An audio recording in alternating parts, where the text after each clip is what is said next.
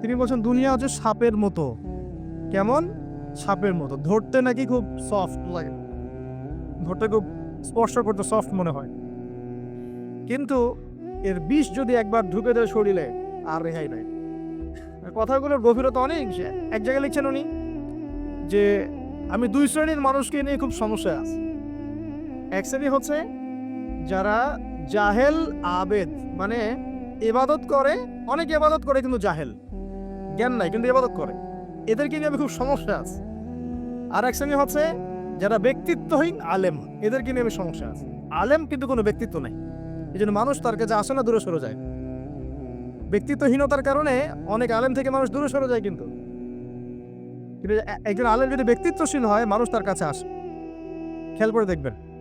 তো উনি বলছেন আমি এই দুই শ্রেণীর মানুষকে নিয়ে সমস্যা আছে, আর পড়তে শুরু করলে মনে হয় যে পড়তেই থাকি। বলছেন যে আমি অনেক জায়গায় ঘুরলাম, অনেক কিছু দেখলাম, শুনলাম, বুঝলাম, শেষে গিয়ে বুঝলাম যে মানুষ শুধু স্বার্থের জন্যই মানুষের কাছে থাকে। বলছে কথা, তিনি বলছেন তুমি যদি ভালোবাসাকে বাড়াতে চাও তাহলে মানুষের সাথে খুব বেশি মেলামেশা করতে চাও, একটু কম মেলামেশা করো, একটু দূরত্বে থাকো, তোমাকে মানুষ ভালোবাসবে। আর তুমি যদি খুব বেশি ডুব দাও না, তখন তোমার মূল্য আর ব্যক্তিত্ব নষ্ট হয়ে যাও। এক একটা কথা কতগুলো বলে শেষ করব, অনেক আছে। এক পর্যায়ে তিনি ফাতিমা রাদিয়াল্লাহু আনহা যে ইন্তেকাল, এই ইন্তেকালকে নিয়েও দুটো লাইন লিখেছেন। এই লাইনগুলো পড়তে গিয়ে চোখ দিয়ে পানি চলে আসছে। তিনি বলছেন তোমাকে কতদিন দেখি না, কতদিন ছুঁয়ে দেখি না, কতদিন তোমার কাছে যাই না। সবাই বলে তুমি আমার থেকে দূরে, কিন্তু সত্যি কথা হচ্ছে তুমি আমার কলিজার ভিতরে আছো। এমন করে লিখেছেন ফাতিমা রাদিয়াল্লাহু আনহা সম্পর্কে। হে আমার প্রিয়তমা, তোমাকে কতদিন দেখি না, তোমার চেহারা কতদিন দেখি না, তোমাকে কতদিন ছুঁইতে পারি না। হ্যাঁ, সবাই বলে তুমি আমার থেকে দূরে চলে গেছো, কিন্তু আমি জানি তুমি আমার কলিজার বক্ষ পিঞ্জরে আছো। লিখেছে কবিটি। তো আপনারা একটু পড়াশোনা করবেন। স্পেশালি আমি আপনাদের এনকারেজ করি যে চার খলিফার জীবনী অবশ্যই পড়বেন। চার খলিফার জীবনী পড়বেন, সাহাবীদের জীবনী পড়বেন, তারা কিভাবে দিন শিখেছেন, বুঝেছেন, পালন করেছেন, প্রচার করেছেন, দিনের জন্য কত ত্যাগ স্বীকার করেছেন, এগুলো পড়বেন। আমি খুব রিকোয়েস্ট করি আপনাদেরকে যে আপনারা ইতিহাস পড়বেন। রাসূল সাল্লাল্লাহু আলাইহি ওয়াসাল্লামের জীবনী থেকে শুরু করে একদম অটোমান এম্পায়ার পর্যন্ত ইতিহাসগুলো পড়ে দেখেন, কিভাবে ইসলাম আজকে এই জায়গায় আসছে আপনি চিন্তাই করতে পারবেন। কত চড়াই উতরাই পেরিয়ে যে ইসলাম আজকে এই জায়গায় আসছে আপনি চিন্তাই করতে পারবেন। প্রিয় ভাইরা, আমাদের নবীজি সবচেয়ে ভালো মানুষ হওয়া সত্ত্বেও তাকে কিন্তু গালি খেতে হয়েছে এবং হত্যার চেষ্টাও করা হয়েছে।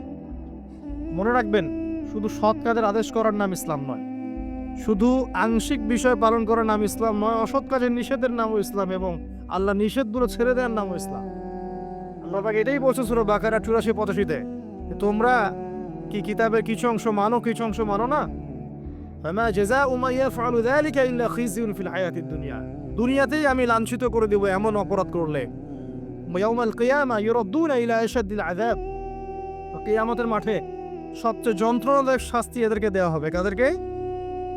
যারা কিতাবের কিছু অংশকে মানি, কিছু অংশ মানি না। পারি না পারি, আগে আকীদা পরিষ্কার রাখবো যে ইসলামের প্রত্যেকটা বিষয়ের হেদায়েত আছে, এটাই চূড়ান্ত দিন, এর বাইরে কোনো দিন আল্লাহর কাছে গ্রহণযোগ্য হবে না।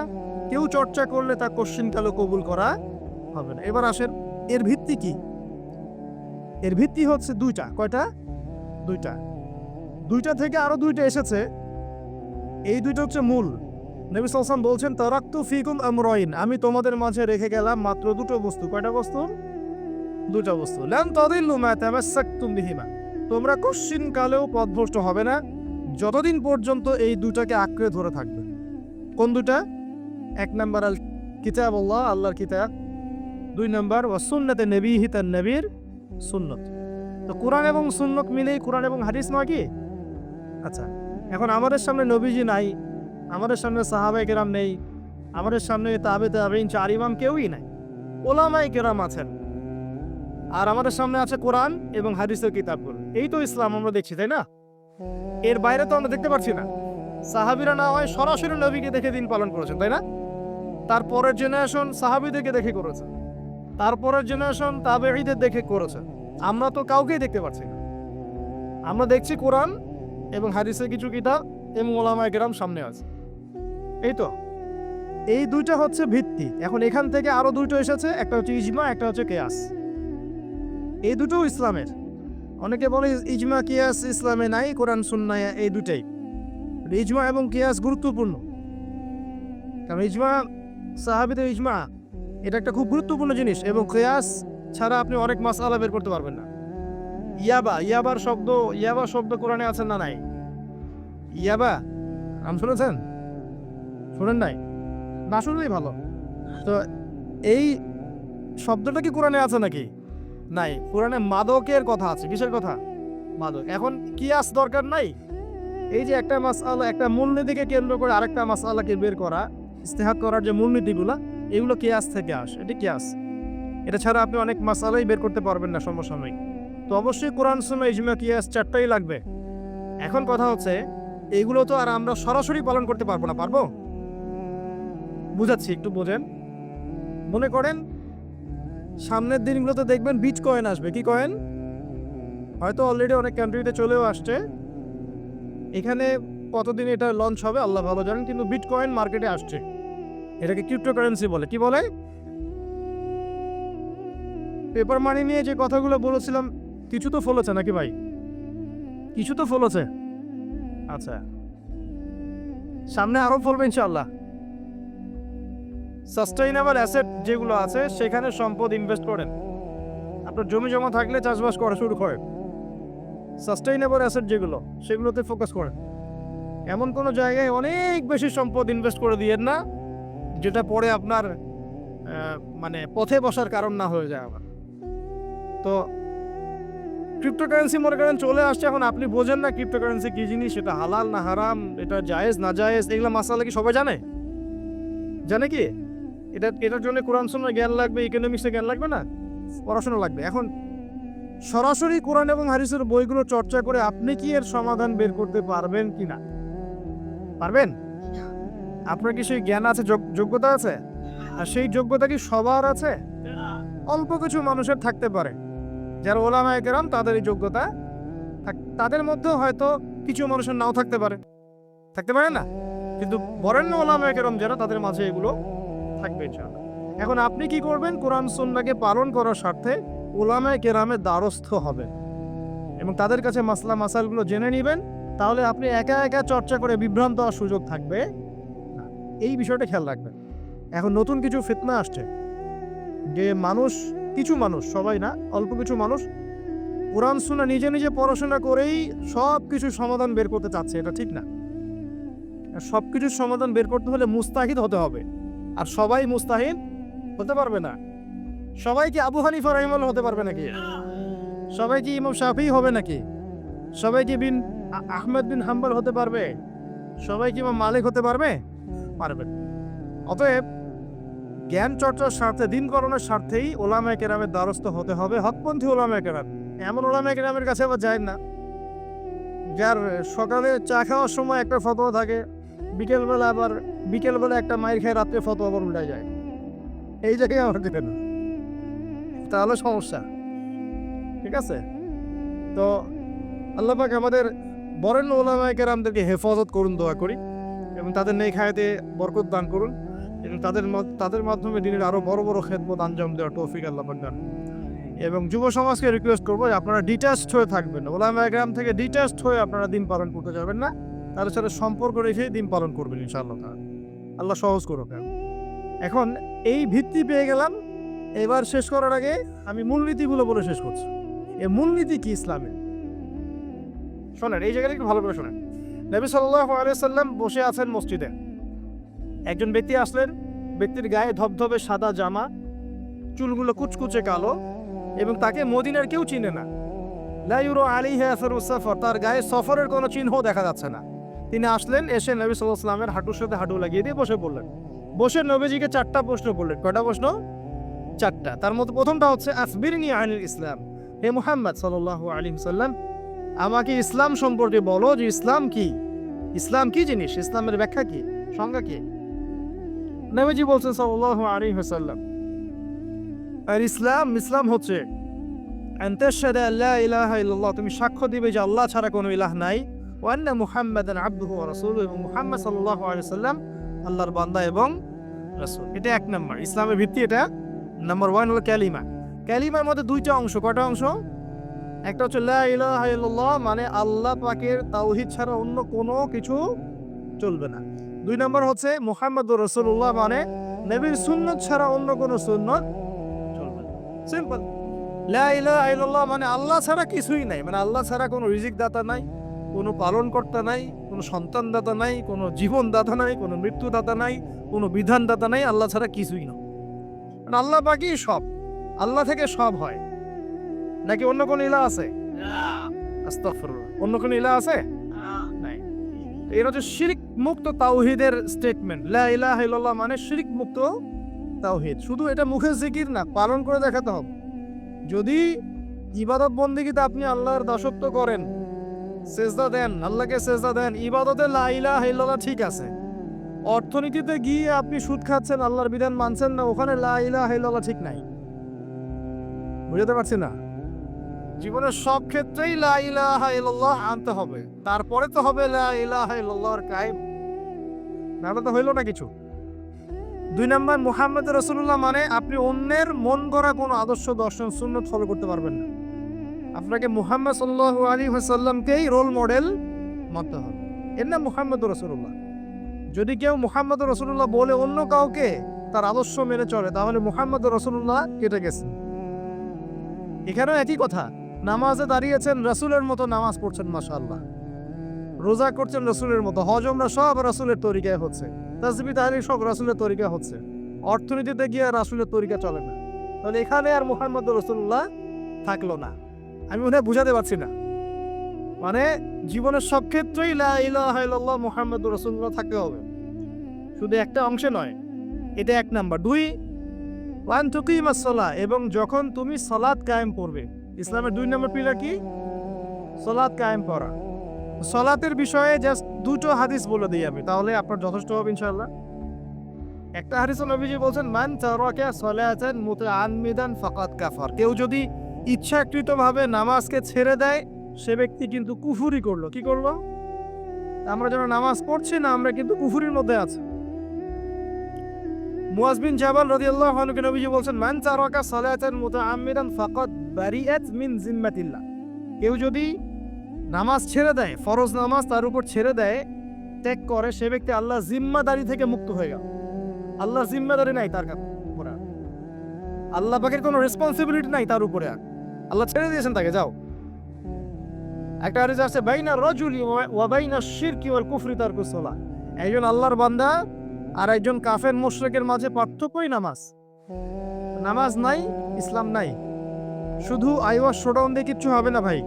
5 ওয়াক্ত নামাজ আগে ঠিকঠাক মতো পড়তে হবে। পড়তে হবে না ভাই? আমাদের যুব সমাজ এখন রাত 3:30টায় খেলা দেখতে ওঠে। তাহাজ্জুদে ওঠার সুযোগ হচ্ছে না, ফুরসত হচ্ছে না।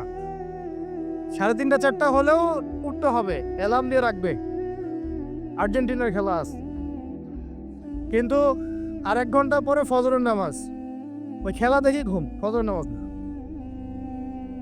এই যে ঢাকায় দেখলেন না, ছবি দেখলে মনে হয় একটা তিল পরিমাণ জায়গা নেই মানুষের দাঁড়ানোর। পর্দার সামনে একটা তিল পরিমাণ জায়গা নেই মানুষের দাঁড়ানোর। হই হুল্লা করতেছে, নাচছে, গাচ্ছে, স্মোক করতেছে, ড্রিঙ্কস করতেছে। মিডিয়া এগুলোকে প্রমোটও করতেছে। মিডিয়া প্রমোট করতেছে মানে কি? মিডিয়া দেখাচ্ছে মানে বিশ্ব কত ভালো আছে এখন, কত সুখ আমাদের।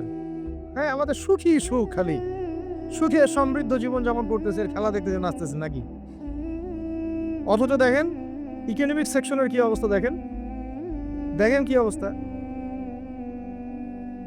দেশ। এই যে আমাদের সমাজের, যুব সমাজের নৈতিকতার অবস্থাগুলো দেখেন, ধর্ষণের হার দেখেন, জেনার হার দেখেন, মাদকাসক্ত মানুষদের হার দেখেন, কত হারে মানুষ মাদক খাচ্ছে, পরকীয়ার হার দেখেন, ব্লু ফিল্মসের হার দেখেন। ওদের ভাবখানা এমন যে খুব সুখ আমার জীবনে, খেলো আর খেলো। খেলার দলিল তো কোরআনে আছে তো। হ্যাঁ, আল্লাহ পাক বলছেন এই দুনিয়ার জীবনটা হচ্ছে খেল তামাশার দোকান। খেলার দলিলও কোরআনে তো আছে।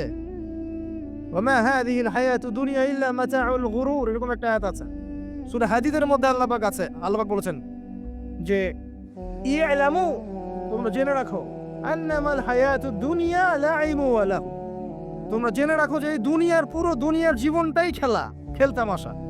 ওয়া লাহু, ঠাট্টা, হাসি ঠাট্টা, মানে এটা কি বলা বাংলা দিয়ে, ভ্রম, মায়া, মোহ, ভ্রম। তোমরা জেনে রাখো দুনিয়ার জীবনটা খেলতামাশা, ভ্রম, মিছে মায়া। ইয়ালামু আন্নামাল হায়াতুদ দুনিয়া লাইবু ওয়া লাহু ওয়া যিনাতুন ওয়া তাফাখুরুন বাইনাকুম ওয়া তাকাসুর, এবং দুনিয়ার জীবন হচ্ছে একে অপরের সাথে প্রাচুর্যের প্রতিযোগিতা।